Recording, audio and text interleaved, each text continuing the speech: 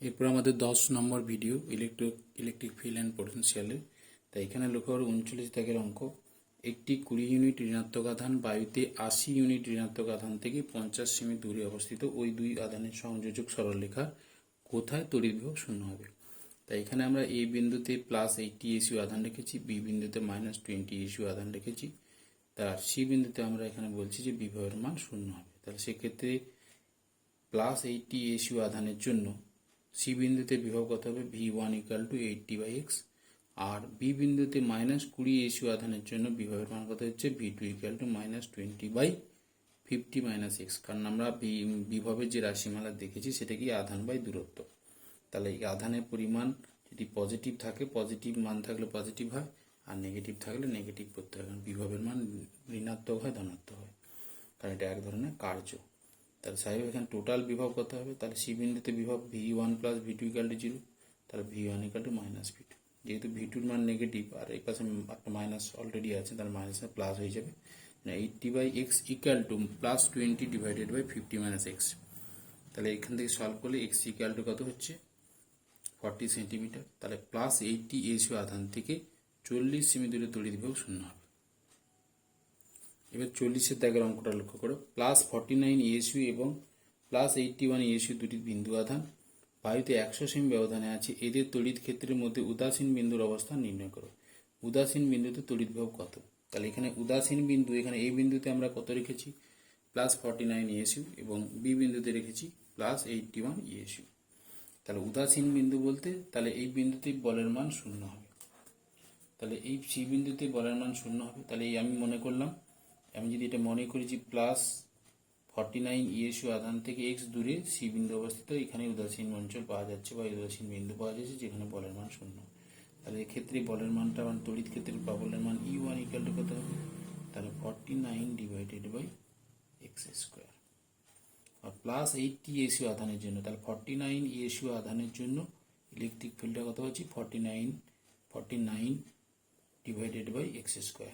আর E2 কত পাবো, অর্থাৎ +81 এসইউ আধানের জন্য আমাদের সি বিন্দুতে তড়িৎ ক্ষেত্রের প্রবলের মান পাবো 81/100 - x²। এবার এইখানে এই বিন্দুতে উদাসীন বিন্দু অর্থ কি, তাহলে E1 = কত হবে, E2। তাহলে 49/x² = 81/100 - x²। তাহলে সলভ করলে কি হবে, 100 - x/x তার হোল স্কোয়ার। কারণ এই ভ্যালুটা আমি কি করলাম, 49-এর জায়গায় নিয়ে গেলাম, 49টা নিচে নামালাম, আর 81 কত হবে, 49। তাহলে 100 - x/x = কত হবে, তাহলে 81 বর্গ করলে কত হচ্ছে, 9, এটা 7।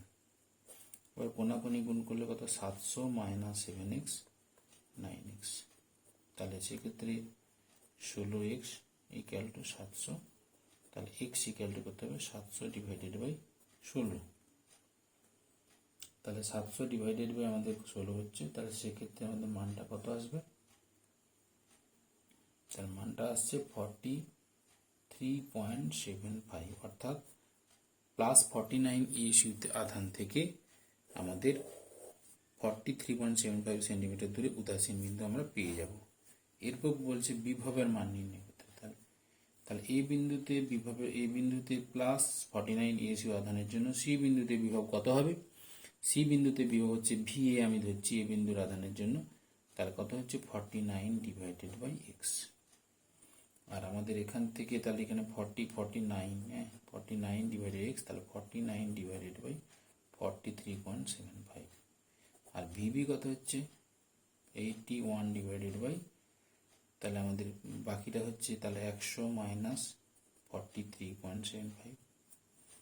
আধান / দূরত্ব, 100 - x আছে এখানে, তাহলে এখান থেকে যে মানটা আমরা পাচ্ছি 81/56.25। তাহলে ভি সমান কত হচ্ছে, টোটাল ভি যেটা আমি পাচ্ছি, ভি সমান VA + VB। তাহলে এখানে মানটা আসবে কত, 1.12, আর এখানে আসছে কত, 1.44। তাহলে 1.12 প্লাস কত হবে, 1.44 আমরা যোগ করে দেবো, করলে কত আসবে, 2.56 এসইউ বিভব। এটা আমরা যেহেতু সিজিএসে করছি ক্যালকুলেশনটা। এরপরে 41 প্রাথমিকভাবে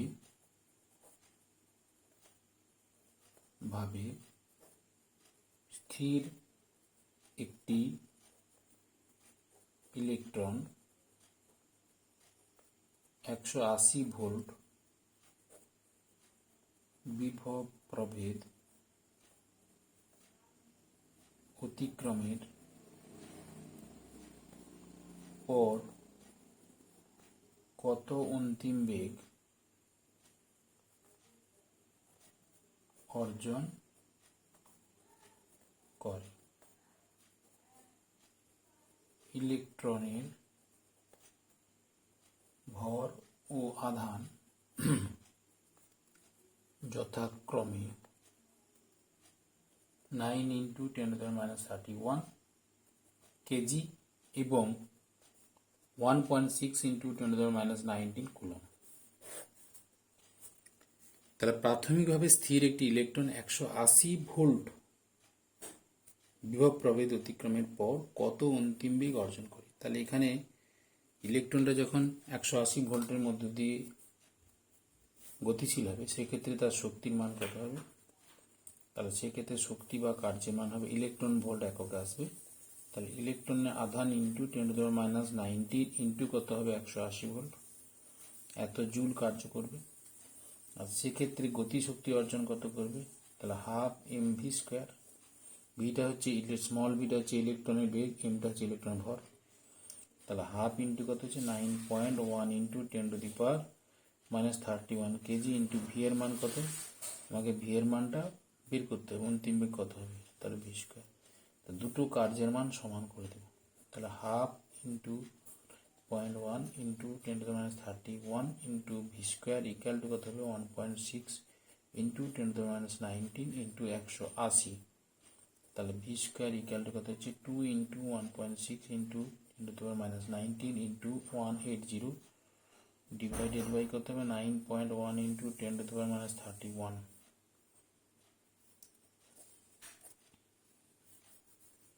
ডব্লিউ ড্যাশ করো, তাহলে W dash equal to W করে দিচ্ছি।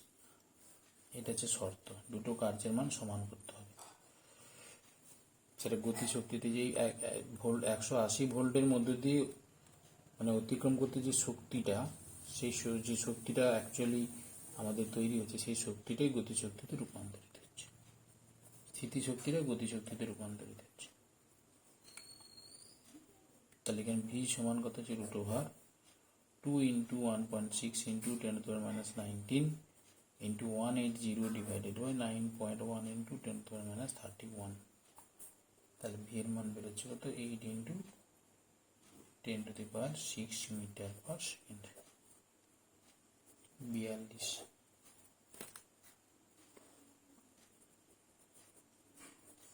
শূন্য স্থানে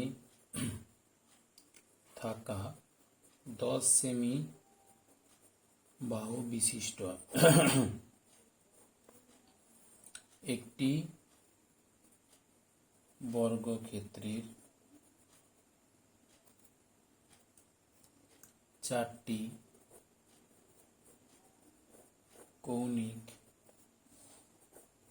বিন্দুর প্রতিটিতে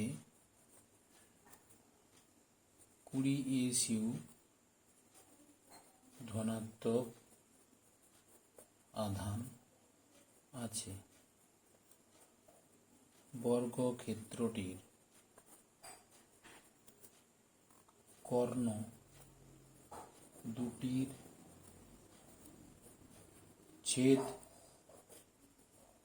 বিন্দুতে তড়িৎ বিভব নির্ণয় করা।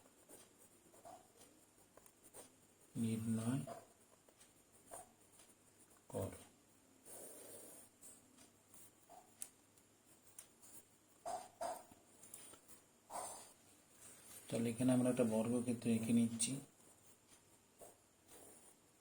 বর্গক্ষেত্রের বাহু কত 10 সেমি বলেছে, 10 সেমি।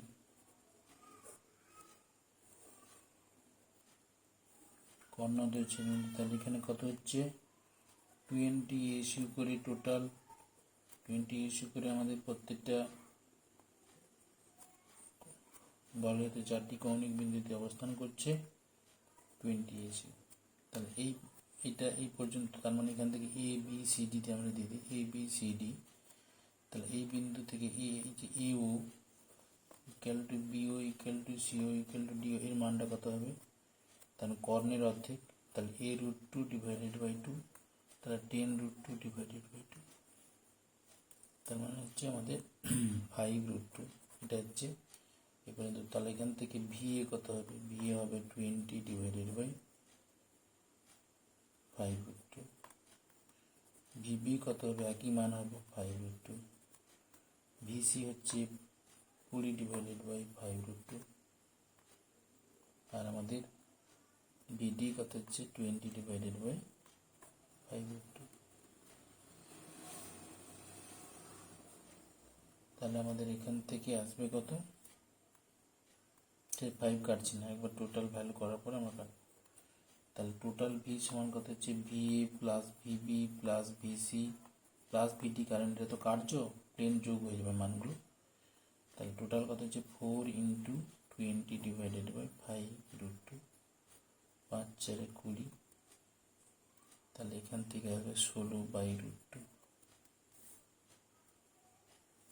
16/√2। তাহলে এখান থেকে মানটা আসছে 11.31 ইএসইউ বিভব।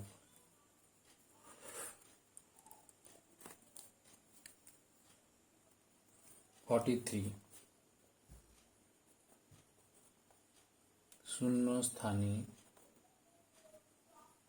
থাকা এ ও বি দুটি বিন্দুর দূরত্ব 2D। বিন্দু দুটির প্রত্যেকটিতে +q মানযুক্ত একটি করে আধান রাখা হলো। পি হলো এ বি এর মধ্য বিন্দু। পি বিন্দুতে তড়িৎ ক্ষেত্রের প্রাবল্য ও বিভব কত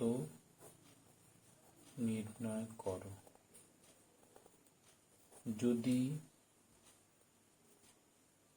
বি বিন্দুর আধানটি পরিবর্তন করে -q করা হয়, তবে এই রাশিগুলির মান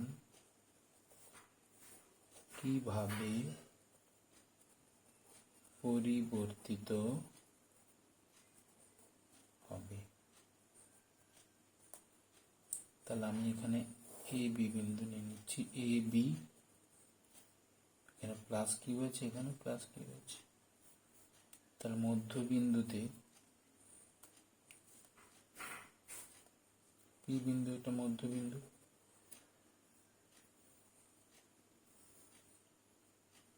বলেছে পি হলো বি বিন্দুর মধ্যবিন্দু।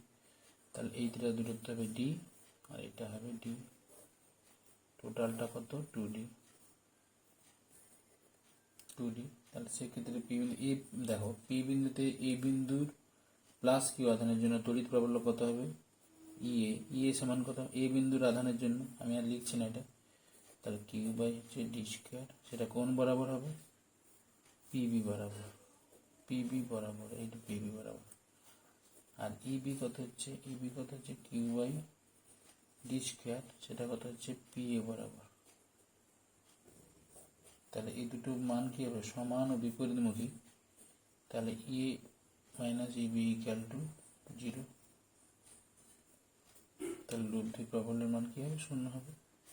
তাহলে লব্ধি প্রাবল্য শূন্য হবে। এবার বিভব বের করব।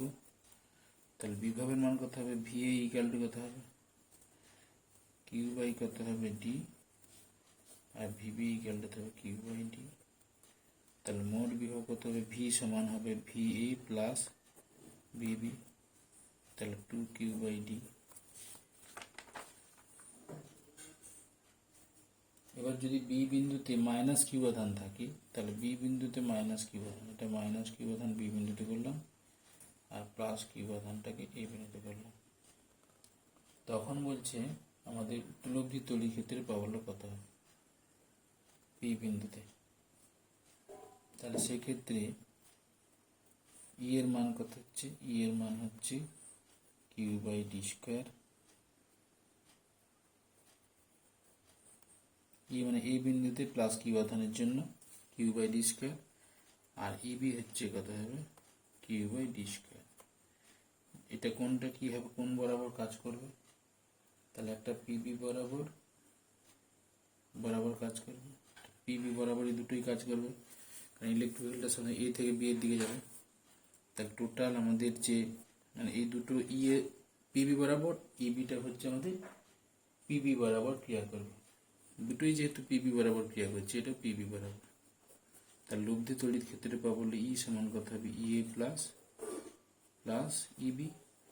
তাহলে কত হবে? 2 কিউ বাই ডি স্কোয়ার। আর বিভব কত হবে? এই সাইডে একটু দেখিয়ে দিচ্ছি। তাহলে এই জায়গাতে এই পিকচারটার জন্য তাহলে ভি এ ইকুয়াল টু কত হবে? কিউ বাই ডি, আর একটা V B equal to minus Q by D হবে। তাহলে ভি সমান ভি এ প্লাস ভিবি, অর্থাৎ শূন্য হবে। বিষয়টা পরিষ্কার হলো তোমাদের?